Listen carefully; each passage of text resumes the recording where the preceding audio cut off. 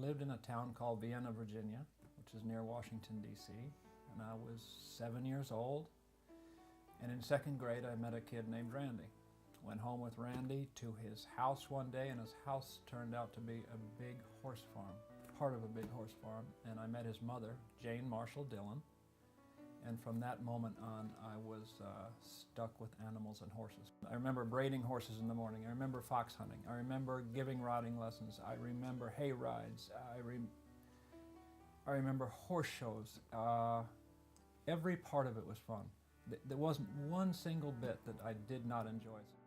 This memory is so vivid. And we were inside the racetrack, and the ring was there, and I went in the touch and out class, and my pony touched the first fence, which eliminated me. That you got a whistle or something to say you're gone. And I came out of the ring, and I did what I at the time thought was the only appropriate thing. I hit the pony over the head because he embarrassed me. And Mrs. Dillon came toward me, and I got such a tongue lashing. I will never ever forget it. And it wasn't apparent at the time, but it dawned on me why she did it. And I did something to a horse that it had no idea. It was like a meteorite striking the poor thing. And that really stuck with me.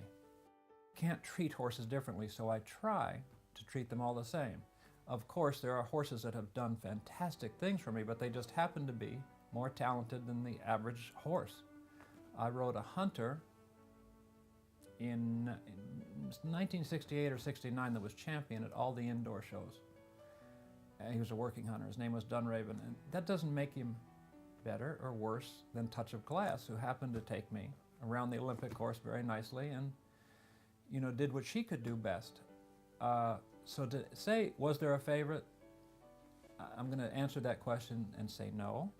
I try to treat them all equally. I like them all, and they all have different personalities, just like people. Early influences are the best influences. Mrs. Dillon. Then I went to work for a lady named Frances Rowe, who was wonderful.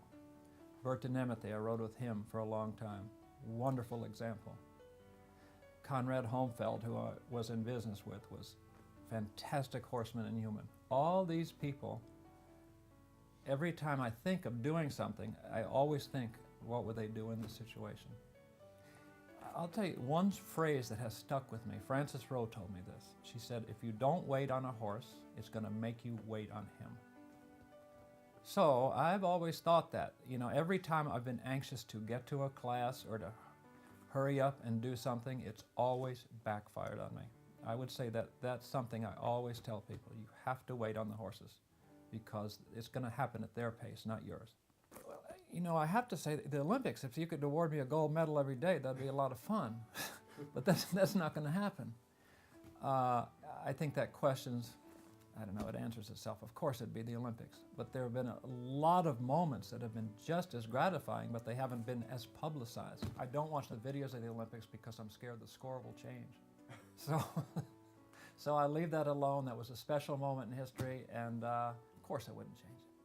I admire the trainer certification program. I think education is everything, and you need to influence people through forums and education with educational tools and things like that. I also am on the Animal Welfare Committee, and I love that because, again, the horse is what put us here and keeps us there, and we have to learn how to treat it. I find that we're getting away from that.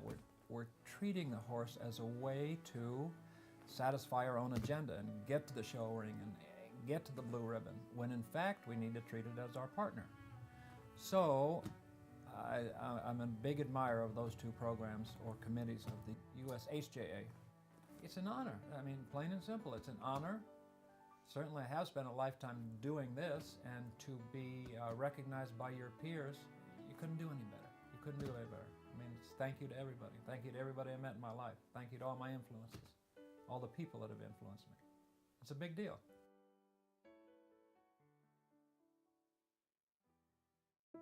My parents didn't think that Manhattan was a great place for me to grow up, and so they sent me to boarding school up in Westchester County in Tarrytown, New York, and that school had a stable, and they signed me up for riding every day, And so from about 8 years old all the way through grade school, I was riding almost every day.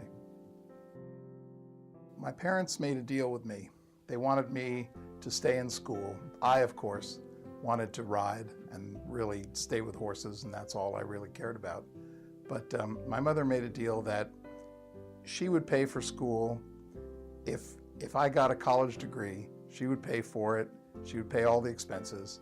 And then what I had to do was decide what I wanted to do after I got my degree. And I could hang my degree up on a tack room wall and just go ahead and be in the horse business. And so I got an engineering degree and then a business administration degree, and then finally quit and went into the horse business full time. At the first stable that I rode at, the Tarrytown School, Frank and Ann Grency were the owners and the trainers there, and they were my first teachers. They were my main influence growing up, and then I had others, of course. Joseph Schmidt, Victor Hugo Vidal, George Morris, Ronnie Mutch.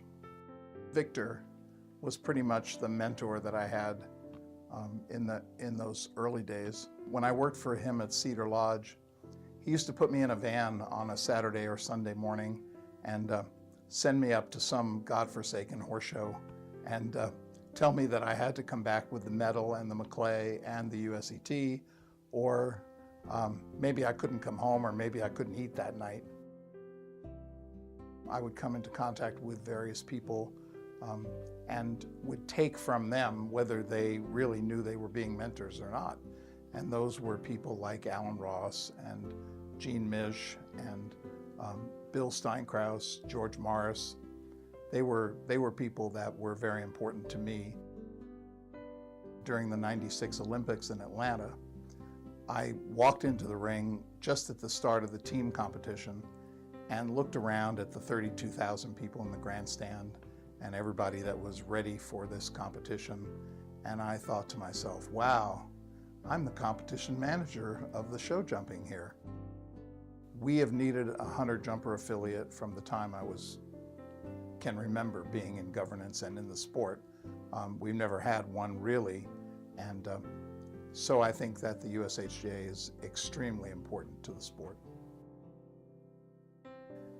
I think it's imperative that we make way for new people in our sport. The old guard cannot hang on forever, and I think it's incumbent upon all of us that are in the sport to reach out to the new people in the sport, try to educate them the best we can, and set them up so that they can lead our sport in the future.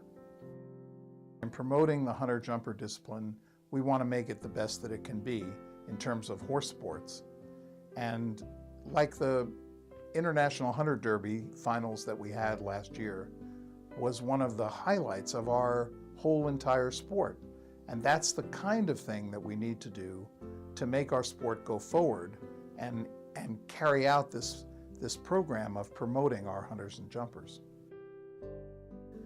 As the focus of my career changed from being a trainer first, then to an equestrian center owner, director, and then finally to exclusively competition management, I never really felt that I was leaving any part of the sport. I kind of felt that being in this sport, once you're in it, you're in it. I think that those of us who stay in the sport for a long time, we garner information from all the different facets, and it makes us be able to handle the sport better. I'm having a lot of fun actually in the sport, and I think that I won't say I never thought about retirement, but every time I think about it, it's very fleeting because I want to stay in the sport as long as I possibly can.